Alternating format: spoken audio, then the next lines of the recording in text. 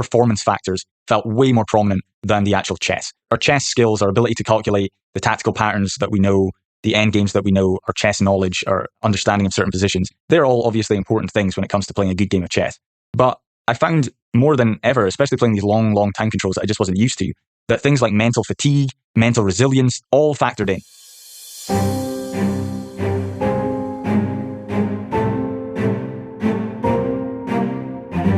Hello and welcome to Oh No, Another Chess podcast. In this episode, I will be having a conversation with myself. It's just me in this episode, solo episode. I'm going to be talking about my experience moving from the online chess world to the offline chess world. Myself and my family recently moved from the arse end of nowhere back into civilization, and that means I have access to chess clubs. It's been a really exciting few months for me. I really enjoyed going to chess clubs, and I'm going to talk a little bit about my experience of finally playing with the 3D pieces. I hope that you can take something from it. I don't know if you are an experienced tournament player or if you're someone who's just played online that is looking to maybe go to the chess club for the first time, but hopefully there's a little bit of something for everyone in here in terms of, maybe just the relatability of some of the experiences I've gone through, or, it might be some things to watch out for, to look out for, mistakes that I made that maybe you can avoid. I would also just like to say thanks very much to my patron supporters, particularly those of you who came along to the Zoom Hangout that was on the same topic of online to OTB.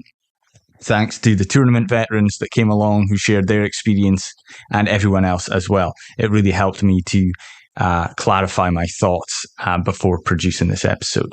So I think that's enough preamble. Let's get into it. You're listening to Oh No, Another Chess podcast. Weirdly enough, the first experience I had of over-the-board chess when we first got to the Netherlands was not me playing chess. We were sitting having breakfast on a Saturday morning after we'd just arrived, and my wife said to me, "Did you know that the Dutch Chess Championships is just like a 10-minute cycle from here?" And I said, "No, I did not." And I looked it up, and actually it was the final between Anish, Giri and Jorden van Foreest, or it was day one of the final, game one. And it was being held at Utrecht's football stadium. So I decided to go. It was a roasting hot day anyway, so it would have been nice to be inside in a sort of cool space. So I went along there, and I was turned up, went to reception, and I said, "Do you know where the chess is?" And she was like, "Oh, are you playing?" I said, No, I'm not playing. And she pointed me up the stair. So she's the only person I've seen. Up the stair I go, and there's just nobody there. I walk along the corridor. I'm following the signs. There's like paper printed out signs with the, directions to the chess written on them in Dutch. So I'm walking along, get to a room, and the room is kind of like a bar. There's a chess table set up with all the cameras pointing at it and the name tags, Anish, Giri, Jorden van Foreest. And there's a massive red cordon that's splitting the room in half. So the chessboard and all the cameras are on one side. There's one arbiter in the room. And on the other side is me. And there's nobody there at all. I'm thinking, how early am I? I'm taking my phone out and I'm looking it up. I'm like, oh no, right. Really, it's meant to start in 5 minutes. And so I'm just sort of standing there thinking, this is a bit weird. And then Anish Giri walks in, and then Jorden van Foreest walk in, and they both sit down, and they're both looking at me, and I'm looking at them, and we're standing like 5 meters away from them. And I'm starting to panic. I'm thinking, am I allowed to be here? But then I'm looking at the arbiter, and the arbiter's standing there, and he's not telling me to leave. So I'm guessing I'm all right to stay. So that was it. It was, I guess, a poorly advertised event. And yeah, I stood there for about 20 minutes whilst they played out some moves. And then eventually I left because it wasn't that exciting, is what I'll say. Standing looking side on at a chessboard, so I couldn't really see what was going on anyway. And it was just getting a bit awkward, you know. Anish Giri was getting up and sort of wandering back and forth in front of me, occasionally making eye contact with me. It was just a bit weird. So I left, and there was another room that I found where they had a big screen up with a game on, and there were a couple of other people there. I'm pretty sure it was just Jorden van Foreest's family members. But there was one guy that sort of saw me hovering about, and he came over and he was like, hi, and he introduced himself. He turned out to be a really nice guy, a FIDE master who plays at one of the chess clubs here.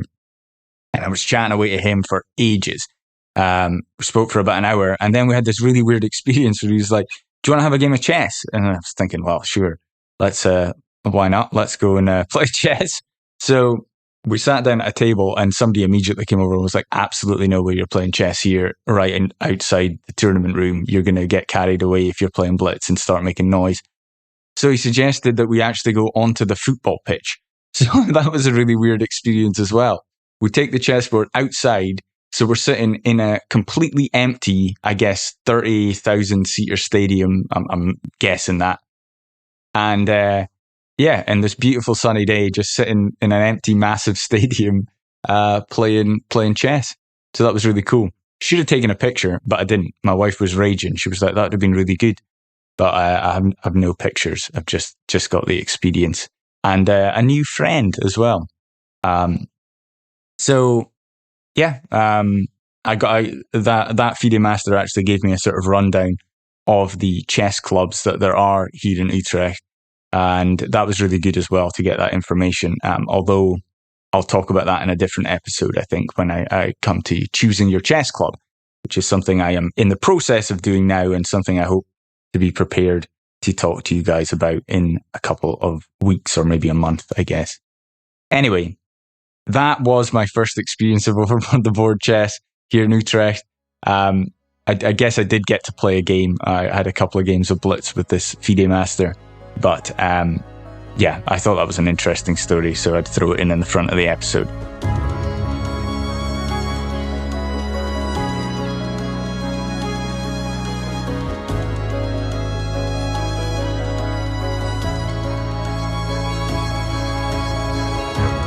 So when I did finally get round to playing my own chess, I played in Utrecht's summer tournament here. That's a tournament that's organised by the 3 chess clubs in the city. All the chess clubs kind of close over summer, is my understanding of it. And so this is a kind of 8-week tournament that covers the 2 months that they shut down for a break, and anyone can play in this tournament. It's not rated, but people do take it seriously, and there are prizes, and that was my impression of it anyway. It was played in this really beautiful room of one of the chess clubs here. Very Harry Pottery, massive windows, a big mahogany bar, wooden chess pieces, wooden tables, big pictures of Kasparov, Carlsen on the walls, cabinets filled with old trophies and things. It's just a really, really nice place to play chess. So it was really, really cool to walk into that room and kind of feel the atmosphere of that chess club. Like I said, that wasn't really that chess club. It was a mix of everyone, but this was the tournament. I actually missed the first round because, we arrived the week that round 2 started, and I did miss one other game because my kid was sick. So in total, I played 6 of these 8 rounds, and that was, I guess, my first real introduction to over-the-board chess. The time control was game 90, and I guess I want to just dive in and talk about some of my experiences there. I actually won my first game, which made me feel, I think, dismissive of a lot of people talk about how moving from online to over the board can be a little bit strange, just dealing with the 3D pieces, dealing with the new setup, peripheral vision. I have to say, I thought that was not affecting me after game 1, but I think it's just because I won. And I was like, yeah, whatever, this is easy. However, I will say the board vision thing definitely did affect me. In the second game I played in, I hung a piece in the opening to what I would call a board vision error. Sometimes with my students, I call this like a type 1 error. I sort of decided that at a certain rating, the mistake that decide the most games are simply giving away your piece to what I call a board vision or type 1 error, where you just put a piece on a square where it can be taken, like, oh, I didn't see that bishop. Now, I thought that in slow time controls, definitely this slow, that I was sort of beyond these errors, or at least, they were very, very infrequent. But I just hung a knight on move 9 in my second game in a sort of bizarre way. I don't really know how to explain it, but I want to blame my board vision.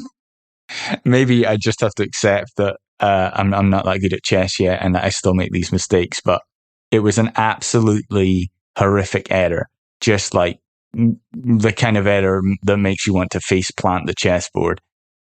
I didn't resign, although I probably should have. But I did play on for another 10 moves. Although I will say after I hung the piece, when I did check, I think the position was like minus 12. So I didn't just like hang a piece and like had some coincidental compensation. I had no compensation. It was just terrible. Anyway, that was not that fun a game. It didn't last very long, but I did learn a lesson from it. So after that experience, I started every day. I try to do like harder calculation puzzles where, I pick a puzzle that maybe takes me 5 to 10 minutes to solve. I started taking those puzzles and setting them up in a real board. And I will say that helped. And this feeling that I was struggling to work things out on a real board went away after I did that. I would say it took maybe 4 weeks. So 4 weeks of doing my puzzles over the board. In my round 3 game, I still felt like I was being affected by it. I was trying to calculate this pawn break in that game, and it wasn't that complicated. But I just felt like I couldn't work it out. I was just struggling to move the pieces in my head in the 3D world. However, I will say that by the time we reached round 8, the final round, I felt like that had largely gone out of my system, and that I was calculating and playing the same kind of moves I would on the real board than I would online, as I would online. So, I think the metaphor I sort of came up with, and the best way I can describe it is, it's kind of like you've played the guitar your whole life on one guitar, and then somebody gives you a new guitar. You didn't forget how to play. This one just feels a little bit strange, and you might play the odd wrong note. But ultimately, it's the same musical instrument. You didn't forget how to play. This one just feels a bit weird. I would describe it a bit like that. And, I'm sure I don't actually play the guitar, but I'm sure if you did play the with your new guitar for a while, you'd play it just as well as you did with the old one. And that was my experience there. Anyway.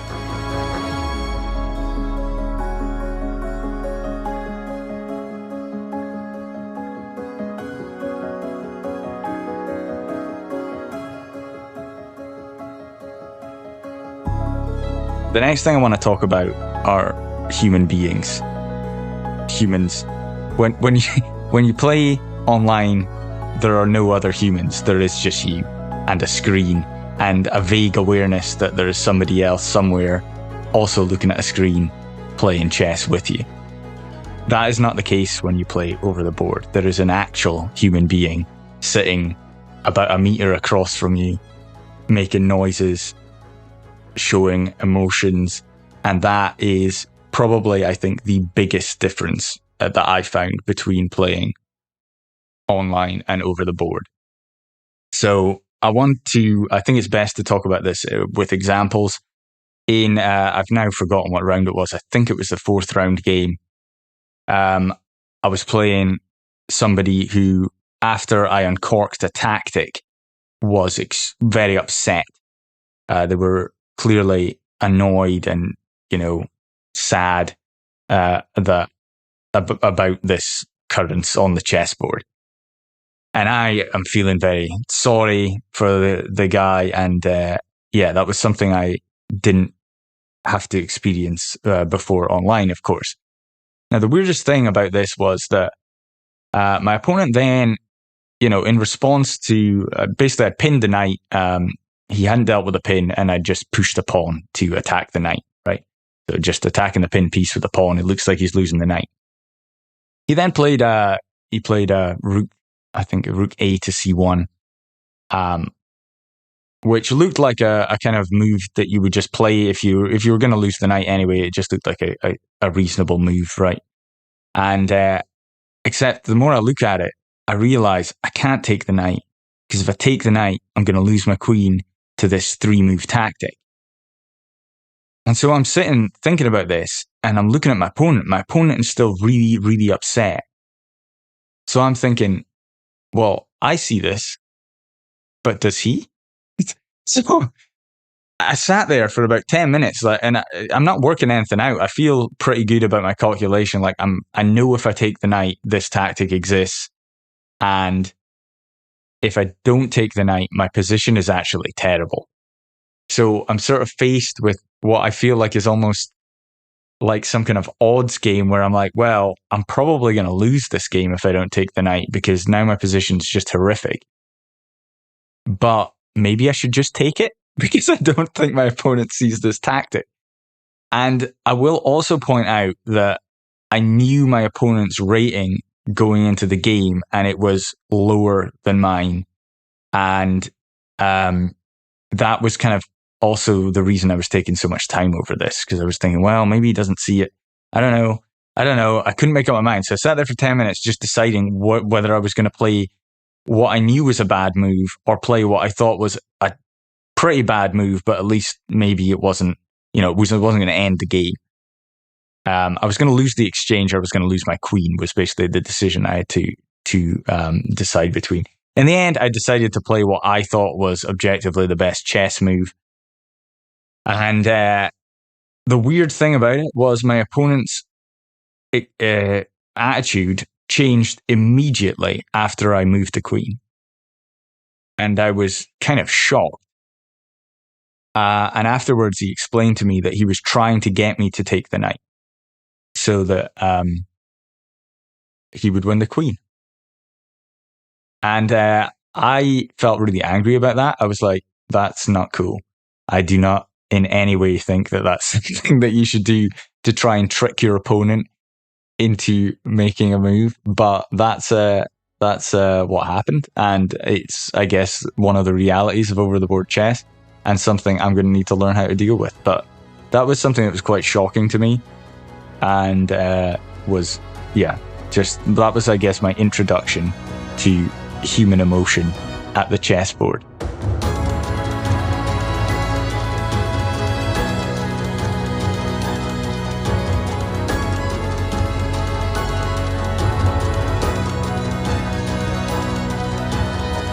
Another instance of this, I was playing a really strong player, and we were just out of the opening, really. We were like move 11 or something, and I just played C takes D4, and they had an option, right? They were playing I think they were playing like a sort of Tory type setup. Either way, they had a pawn on E3 and a pawn on C3, so they could recapture on D4 with either the C pawn or the E pawn. They took the E pawn, and we entered a Carlsbad structure. I love playing in those structures from the side who has the minority attack option. And the position looked fine, except my opponent was just like shaking their head, looking really disgruntled, just like immediately after they took this pawn. And I spent like a good while, maybe like 5 or 10 minutes, trying to work out why they were upset. And I was like, there must be something in this position. Like, he's showing me the respect of like, look, I've just made a mistake. I've hung up, I thought maybe he's hung a pawn, or like maybe there's some kind of tactic here. I'm looking and looking and looking, and I cannot see it. Cannot find anything. I'm like, this just looks like a normal Carlsbad setup. This just looks fine.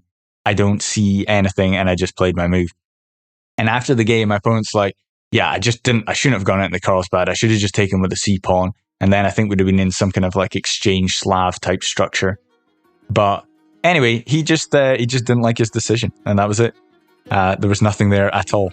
So again, having someone sitting across from you, making noises, showing faces, and that was another instance of, something I thought was completely different.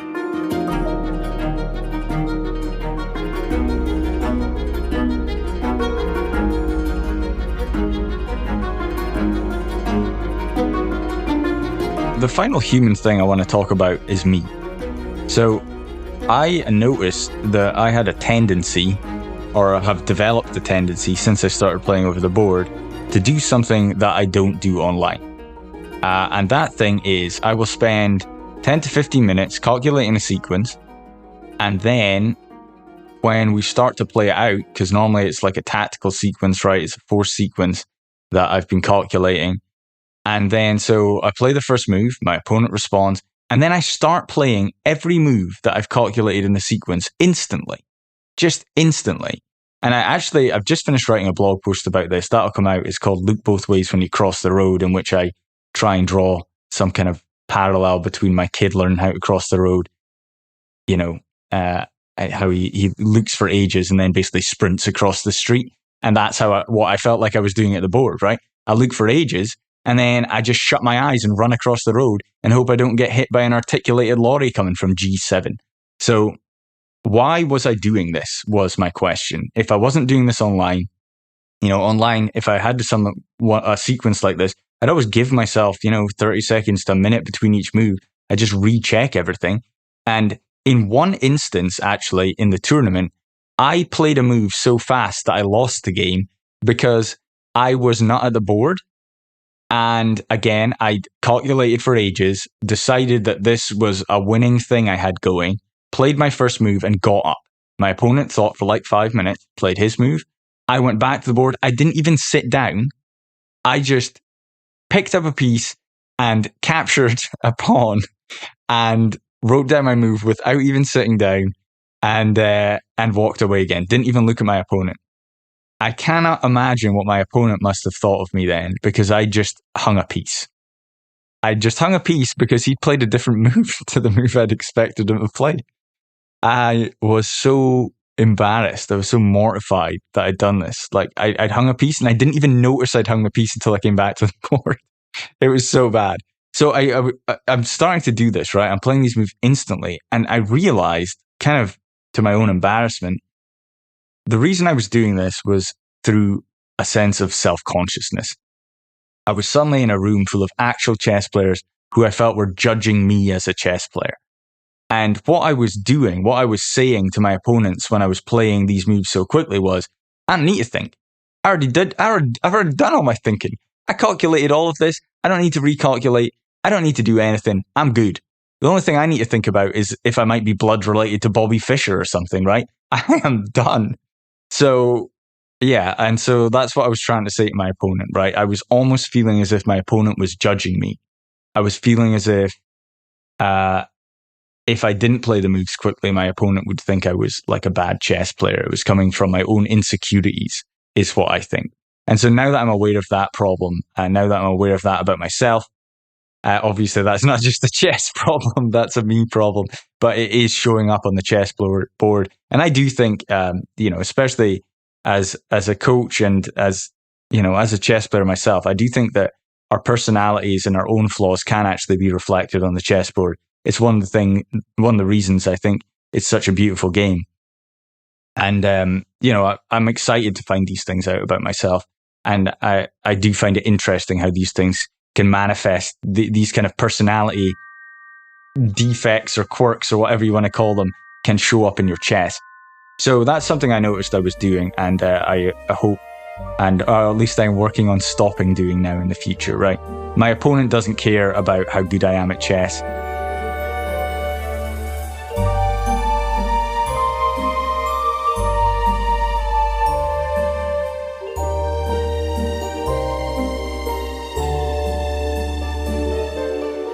So that's a few stories about me and other human beings and how I was affected by that playing over the board. Obviously something that you just don't experience when you're playing online.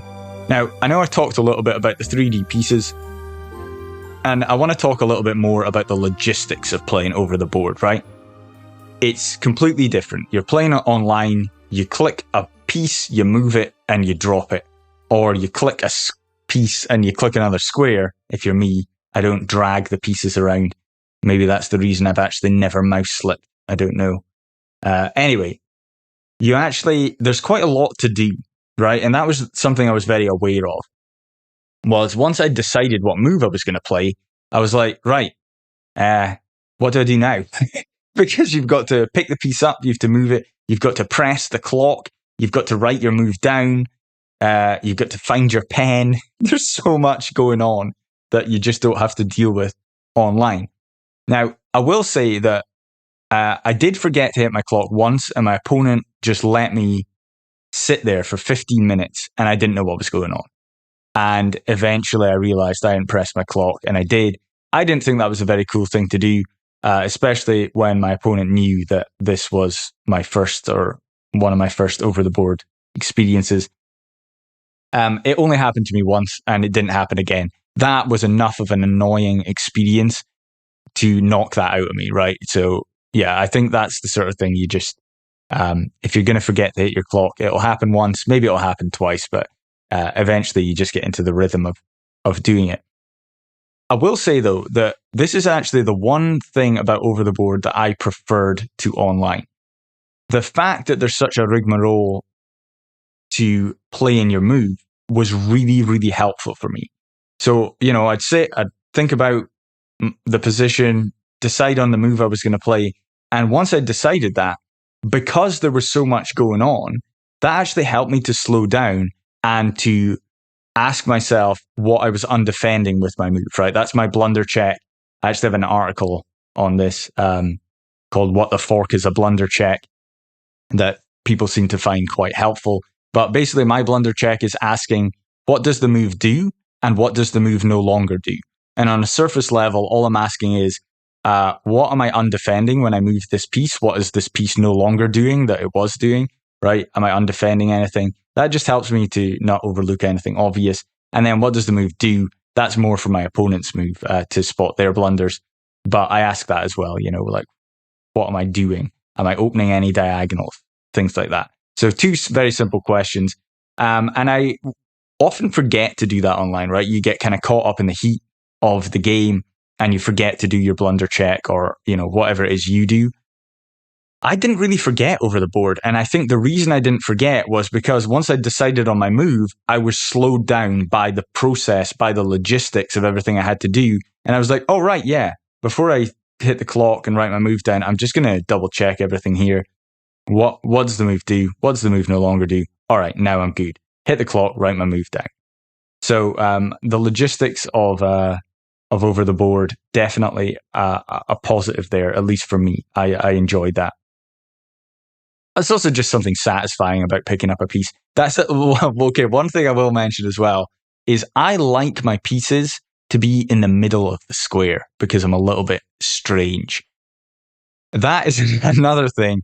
I was often slightly off-put. I remember there's one game in particular where when I castled, I put my king slightly diagonalish and not in the middle of the square, and it annoyed me the whole game. And I know you can say Jadoob and move the king, but I just didn't want to. I'd probably be in one of my, first over the board games. I was like, I just don't want to adjust the king. It just looks weird. Everyone's going to think I'm weird again, coming back to the whole self-consciousness thing, right? So I just left the king there and let it annoy me the entire game. So it's another thing. Now I need to remember when I pick my piece up and I put it down, I'm like, it could sit there for a while. Better make sure that it's sitting right. So I don't know if that's anything anyone else does. Maybe just a me thing, but that's another logistical thing there.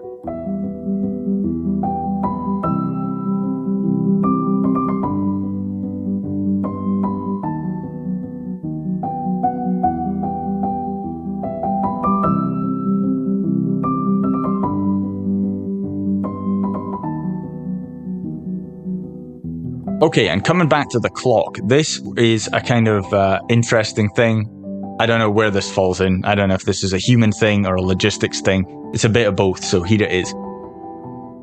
The first time I was playing as I can't even remember what colour it is now. See, I still haven't played enough over the board to know this. No, I do, because I remember the game. I was black. I was playing against the London system. I love playing against the London system. And I could not get the clock to start, right? My opponent is looking at me and I'm trying to start his clock and I'm just like button mashing this clock, flicking switches. At this point, I'm just panicking. I have no idea what I'm doing. I'm just destroying it.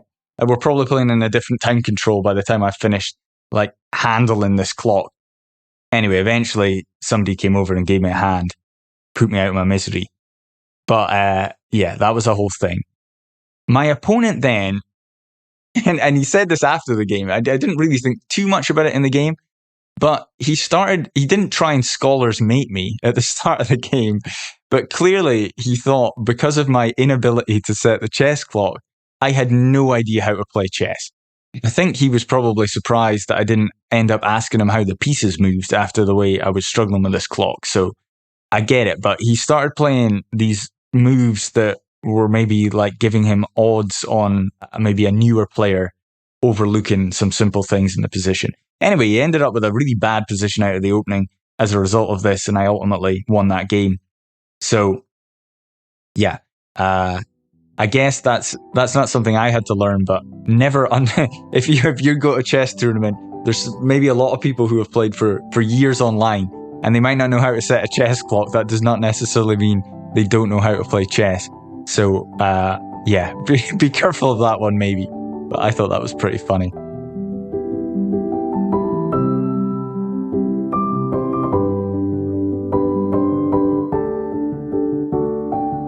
All right, so the last thing I want to talk about in terms of, how I think this differed from the online world was how performance factors felt way more prominent than the actual chess, right? Our chess skills, our ability to calculate the tactical patterns that we know, the end games that we know, our chess knowledge, our understanding of certain positions, they're all obviously important things when it comes to playing a good game of chess. But I found more than ever, especially playing these long time controls that I just wasn't used to, that things like mental fatigue, mental resilience, all factored in. I found that I wanted to not be at the chessboard a lot of the time, and I would never do that playing online. The longest time controls I've played in have been the sort of 30-30 of the Lichess Lone Wolf League, or the 45-45 of the Lichess 45-45 League. And they were pretty long. Like, those games can last a couple of hours, but this was a whole different thing. This was like 4 or 5 hour games. It was actually just 3 hour games in the case of the summer tournament. But since then, I have sampled some of the chess clubs. I don't want to speak too much about that, because as I said earlier, that is for another episode in choosing a chess club. But I've played some really long games, these 90 minutes plus 30 seconds with, your extra 40 minutes. Just mammoth games where you're sitting at the board for a long time. And I found I didn't want to sit at the board for that length of time. I really enjoy getting up when it's my opponent's turn and just clearing my head. And I'm still able to think about the position when I'm not at the board. That's something I've gotten better at. But I found that fatigue was a real issue, right? Just like, I can't calculate anymore. This is so hard. Really just dig in and try my best to hold my concentration, to keep calculating, to not play a lazy move that's just based on intuition, right? To keep checking, double checking things. Like, that was really difficult. And also just physical tiredness. A lot of the times, I was going to these rounds, they start at 8 o'clock in the evening, and I've had a full day of work. I've done maybe 3 or 4 chess lessons. It's like 6 to 8 hours of work. And maybe I've written a blog post as well, right? I've done a normal adult day work. Maybe some dishes, maybe some childcare. Yeah, and then you sit down and you're like, now I'm going to do intense mental exercise for 4 hours. It's a lot. I found myself even just closing my eyes at the board for a little bit, having a sort of power nap. Definitely something to consider, all of these performance issues. And even I think things like nervousness definitely is affecting the result of the chess match. And I would say the weight that you place on those performance issues is higher over the board than I've ever felt it online. Right? Online, I felt like my chess decided the game a lot of the time, but more offline, I'm feeling like, yeah, the chess is important, but maybe just as important is my ability to hold my focus, my ability to stay calm, my ability to not get too nervous. Yeah, that's been my observation so far. I'll keep you updated on that one.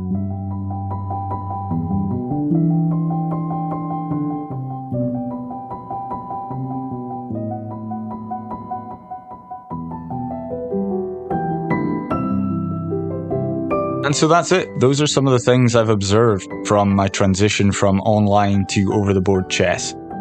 I love it, is, I guess, my conclusion. I absolutely love it. It feels like an entirely different game. It just feels so special. There's some kind of magic about walking into that tournament hall.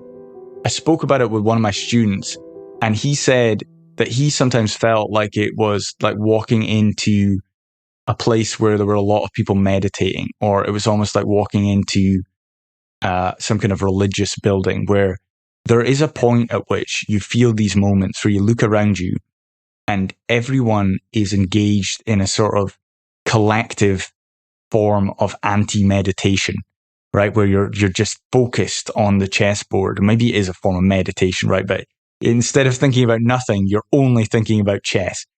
And there's something beautiful about that shared collective experience that I just love. And there's a sort of magic to chess as well. I've always associated chess as a game with like a kind of Harry Pottery, Hogwartsy, magical, medieval vibe. And I've always kind of loved that feel, that, I don't know, that genre. So there's definitely a magic in chess to me there. And if you have not played over the board before, just go. A lot of people worry about being judged. The one thing I hear from most of my students who haven't gone to the chess club is, yeah, I will go, but when I'm 100 points higher rated. And I hear that from people who are rated in a broad range, right? Everyone wants to be a little bit stronger before they go to the chess club, regardless of their current rating.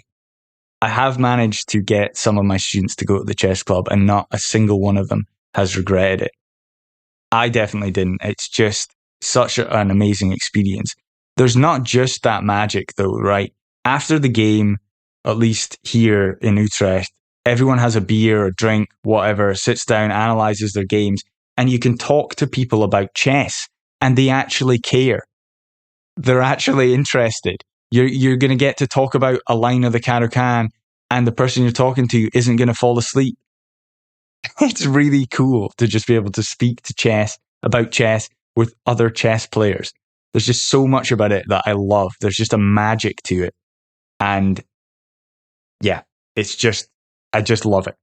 I even found myself after the game in a little bar beside the canal here in the city.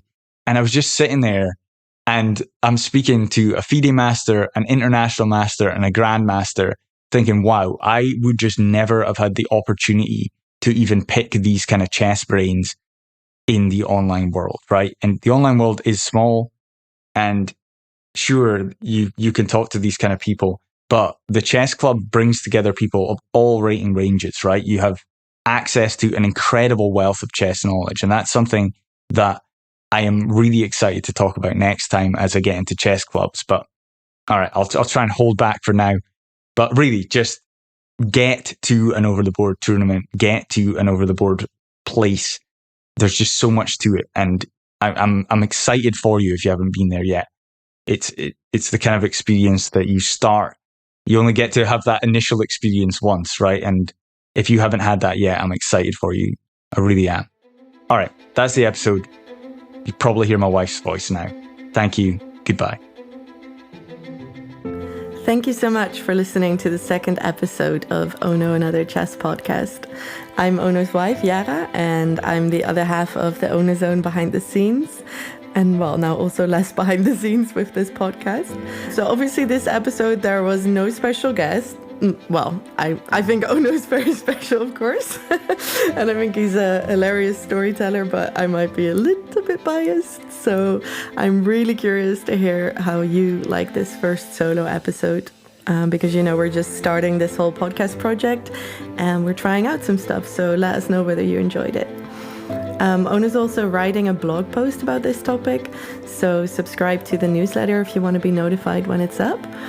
And if you haven't listened to the first episode of Ono and Other Chess podcast yet, I highly recommend it, because in episode 1, Ono interviewed Chris Callahan from Lead Chess, and we've gotten some great feedback on that episode. So yeah, go ahead and listen to it if you haven't done it yet. And you can also read Ono's article that he put out after that first episode on the same topic, which is called How to Be a Man in Chess. The link is in the show notes. Now, if you want to join the conversation or just hang out with Ono, there's actually Patreon-exclusive Zoom Hangouts that we're organizing every other Friday in between podcast episodes. So the next one is next Friday, the 6th of October at 1800 UTC. And these are small, informal Zoom chats where you get to hang out with Ono and other adult improvers. And you also get some other VIP stuff if you become a member of the OTB community on Patreon, like early and ad-free access to new blog posts. And you also get to submit questions for podcast guests. And there's also a Discord where you can chat with Ono and the other adult improvers in the community. So we're trying everything to sort of fight chess loneliness. But I think personally that the Zoom Hangouts are the absolute best, and that's why we've also decided to make them more frequent and regular. So there will be a Zoom Hangout every other Friday now, always the week in between Ono and Other Chess podcast episodes. There's a free trial available on Patreon, so you can just come to a Zoom Hangout and try it out and see if it's for you. If you haven't done it yet, also make sure to follow Ono and Other Chess podcast on your favorite podcast app. I spent about a day making sure it was published on all platforms, so you should be able to find it. And please also give us a 5-star rating and review if you can, because it really helps. Like I said, new episodes will be released every other Friday, and in the meantime, you can also check out TheOnoZone.com. That's TheOnoZone.com for all of his blog posts, the podcast episodes, the newsletter, so we can notify you. And there's also some other free stuff to grab, like the study plan template and the chess book list for adult improvers. Ono is also a chess coach specialized in adult improvers, so on TheOnoZone.com you can find out all about his coaching as well and find testimonials from his students. And if you're interested in his chess coaching, you can also go ahead and book a free trial lesson on the website. This trial lesson is actually a 60-minute free chess lesson that he fully prepares for you based on some of your recent games. So I would definitely recommend it. Contact info@theonozone.com if you want to reach us, or you can also find Ono on @TheOnoZone on Lead Chess and Twitter. All the links are also in the show notes, and we'll be back with another episode in 2 weeks. And if you can't wait until then, you're very welcome to join the Zoom Hangout on October 6th. In the meantime, I wish you all the chess.